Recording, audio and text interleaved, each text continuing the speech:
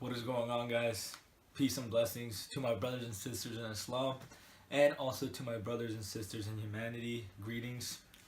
Now, I was watching this YouTube video from this channel called Seeker Daily, and they were talking about the most peaceful religion, and they said it was Jainism. When you scroll down to the comment section, the video is about Jainism.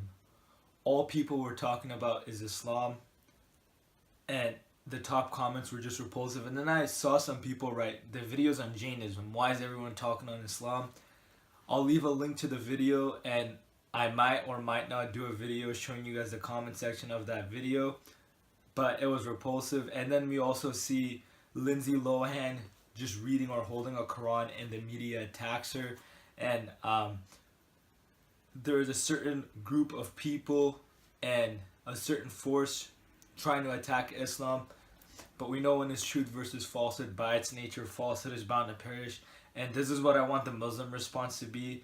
Listen to this verse from the Quran, chapter 41, verse 34, and then I'll give you guys a translation. So here we go. ولا تستوي الحسنة ولا السيئة ادفع بالتي هي أحسن فإذا الذي بينك وبينه عداوة كأنه ولي حميم وما. So Allah subhanahu wa ta'ala tells us in the Quran, chapter 41, verse 34, nor can goodness and evil be equal. Repel evil with what is better. Then will he between whom and you was hatred become as it were your friend and intimate. So when Muslims are replying in the comment section, don't curse at people. When they go low, it's a common saying, you go high. Don't stoop down to their level. You're Muslims, you know better. And some of these people, I promise you, instead of cursing at them and calling them bad words, if you actually educate them about Islam and they're sincere, they will be guided. And I'm going to show you guys some video clips of how Islam is under attack. I'll give you guys a Lindsay Lohan clip where she goes to Turkey and talks about her experience just holding the Quran. And I want you guys to reflect upon this, and I'll do future videos talking about this topic. Peace. And your picture with headscarf, it's all around these days. People are talking about it. And it was the same thing with your picture carrying Quran, actually. In America, I was going through a lot with past things that had happened to me over a 10-year span. And my very close friends who have been there for me a lot in London are Saudi, and they gave me Quran. And I brought it to New York because I was learning, and it opened doors for me to experience and spiritually to find another, true meaning. And this is who I am. But this is just me holding it with me, walking, going. Whereas the paparazzi maybe across the street, I didn't know. And they crucified me for it in America. They made me seem like Satan. I was a bad person for holding that Quran.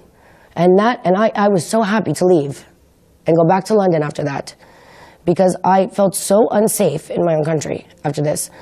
I mean, people were like horrible to me. And just because this is my belief, if this is something I want to learn, this is my own will. This is not for you to express. If you want to say it, keep it to yourself. I'm not looking at what you do every day. Maybe you're not doing enough because you're bored hurting me. But I can't imagine how many people go through this all the time. And that made me feel like an outsider. So I understand why, the Turkish people are upset, because they live in a great, beautiful place. And I understand why women that wear headscarves are looked at differently, because I felt like that.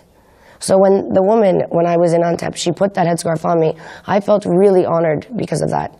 Because she went out of her own way to allow me to be part of her culture.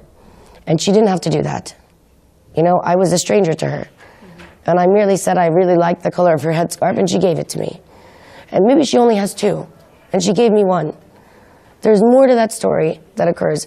And I said, you know what? Because this woman took the time to give me this, and a part of herself, not even knowing me, I'm not taking it off. And my first thought, and I said to my good friend Hilal, I said, but it scares me because people are going to look at the headscarf and only talk about that. Yeah. They're not going to ask the real questions about why. Because that's not interesting. It will become headlines suddenly, right? And it should. It should. It should be headlines. It's okay Because in Turkey, you have a free will as a woman if you want to or you don't want to. That's why it's amazing here. You can choose what you want and it's accepted. Whereas I'm in America holding a Quran and I'm the devil.